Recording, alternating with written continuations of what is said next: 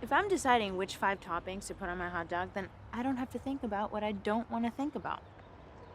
I don't have to be vulnerable, and I think I have control. Can I just not have a shtick? What's going to protect you from the big bad world?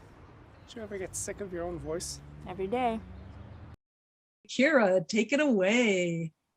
All right, hi everybody. So first and foremost, I want to give congratulations for your 2 nominations for Best Short Film and Best Actress, Nalini Sharma as Jay. What was the inspiration for the film and the writing process like for One Bedroom, One Bath? So the project is very much inspired by, if I might say, the courtship between me and my now wife. And I had written this piece as a longer piece, and did it before we'd actually gotten together, and then had just sort of handed her the script and said, "Hey, read this." And she read the script and she was like, "Is there something you need to tell me?" I don't know if you know this now, but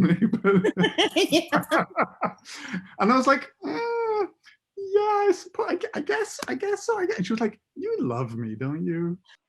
Okay, so and also in the beginning of the film, it starts off vertical and then throughout the film it switches from horizontal to vertical.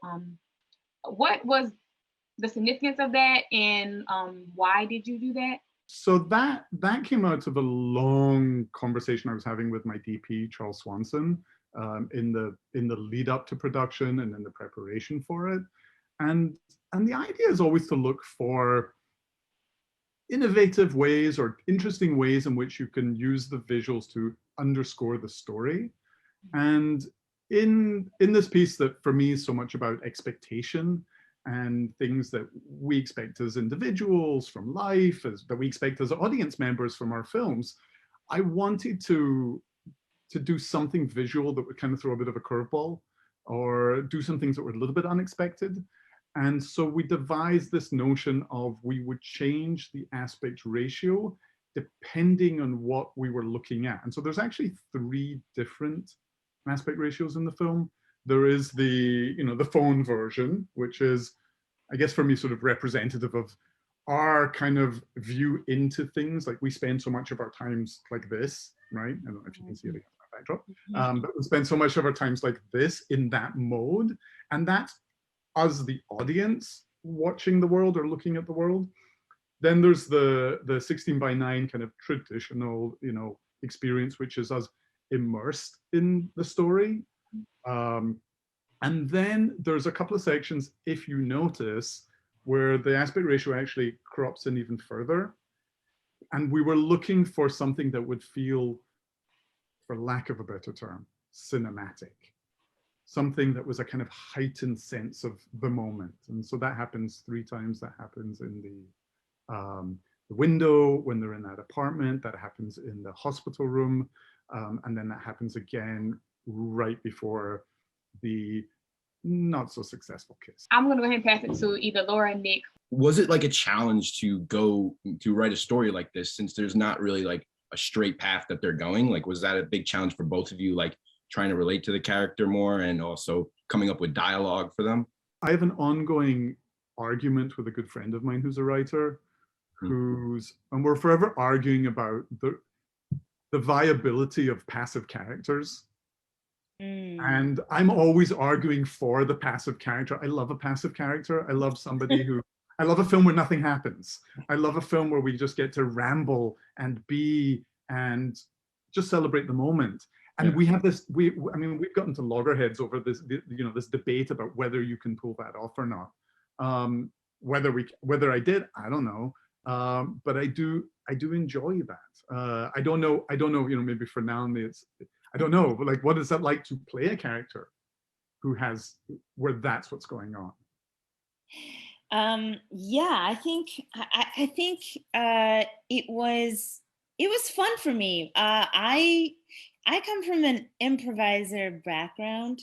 Ooh. So to me, like those moments, those scenes to me are like, what's the connection to the other person? And that's all really you need at the heart of it. Yeah.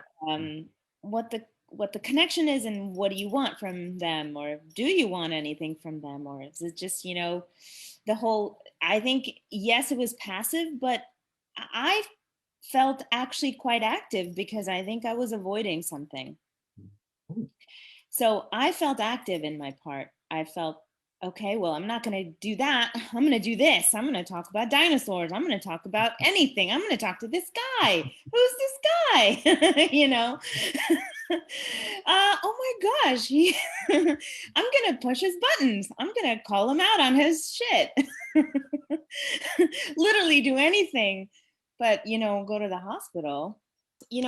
As a performer, I feel like you're always playing active, whether the writer intends it or not. Mischa, how did you actually find Nalini? I did do extensive auditions, as I mentioned earlier, and then ultimately Nalini and I were put in touch through a mutual colleague of ours, Skinner Myers, who's someone I teach with at LMU, and I mentioned to him that I was really struggling to find the right person for this role. And he was like, I might have someone. I love that you ask if I had written this specifically for her. I take that as a compliment, which I hope Nalini does too. And the answer is no, but I think that, to me, that's also the testament to great performance, is it's hard to see the performance as being anybody else. Where I met Skinner was after one of his short film screenings, and I just chatted with him. That's how we met. Okay, Laura? For Mischa, I read that you teach film production, and I was wondering if that has influenced your filmmaking, or has that made you a better filmmaker, or how does teaching play a role in your life? I think teaching for me has always been a major part of being a filmmaker. To me, being in a classroom and constantly being engaged in that conversation and that act of discovery, I think has been tremendously beneficial to my own work as a filmmaker. I think it keeps me grounded in the conversation. It keeps me critical because I'm constantly engaged in an act of critique. And I don't mean just me critiquing others' work. I mean, critiquing everybody. And I share my work with my students, and I'm like, have at it. Like with this project, I actually used a lot of students on the set. And so there was a lot of student energy in this. And regardless, and to me, that's also essential. Like as a filmmaker, I always want to have people on set who are learning. I always want to have people on set who know nothing. Like I will always take the person on set who knows nothing but has a great attitude over the person on set who's got tons of experience but is a pain in the neck to work with. Because it's about the community, it's about the collaboration, it's about the conversation.